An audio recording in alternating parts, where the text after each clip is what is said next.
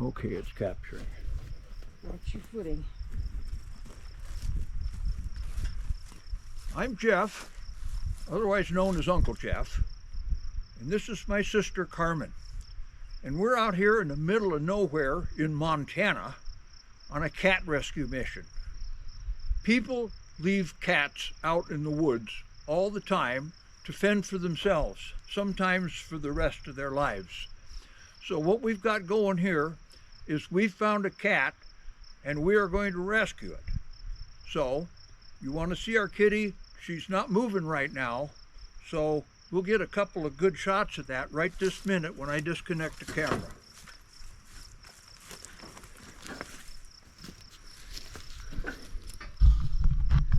Here's our kitty. Our kitty was made in approximately 1939 or 1940. It is the first series D8 Caterpillar. These were built starting in 1935, and this is a 1H model, which was the very first after the RD8, which was among the same series, and it's got a serial number of 3954, which basically puts it about halfway through the 10,000 run D8 Caterpillars. So this is going to be a great, wonderful thing because it hasn't run for over 30 years.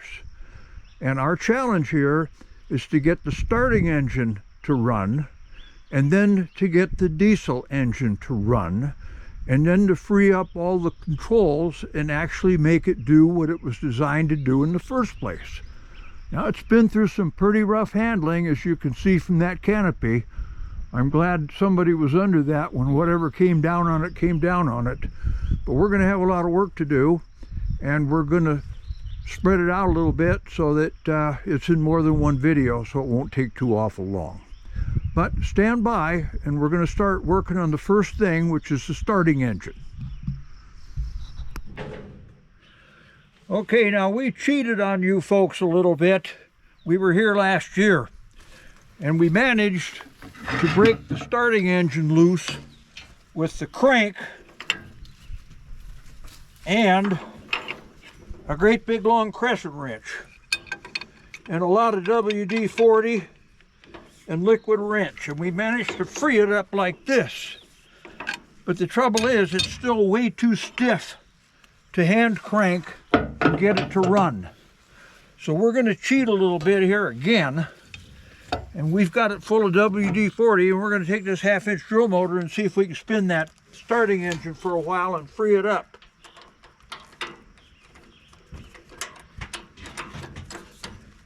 Oh!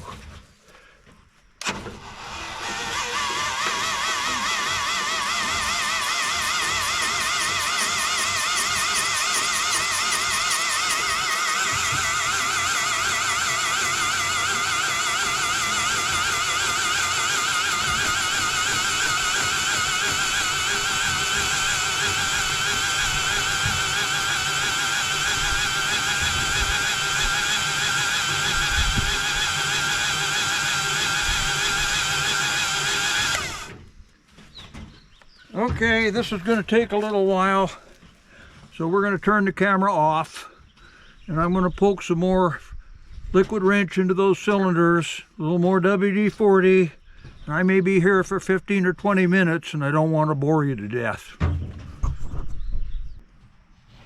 Okay, here we see we have the fresh magneto mounted to the starting engine. The thing had been taken away 20 years ago and never returned, so we found a proper magneto for it. It's hooked up, it is timed, it's got spark.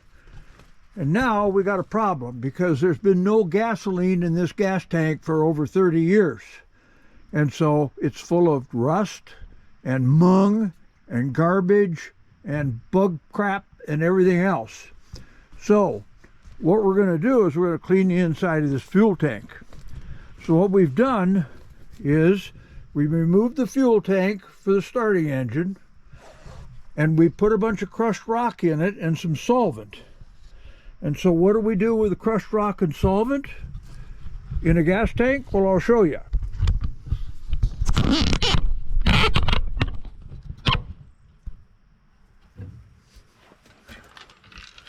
We just shake it, you know, like a martini. And we do this for a while until all the loose stuff has been knocked out. Now, when you put crushed rock in one of these things, you can't even see me, can you? Okay, you put crushed rock in one of these things, don't put the sand in. Make sure you just get the rocks. Because if you put the sand in, then you're never going to get it all out. We'll put you back on the tank here.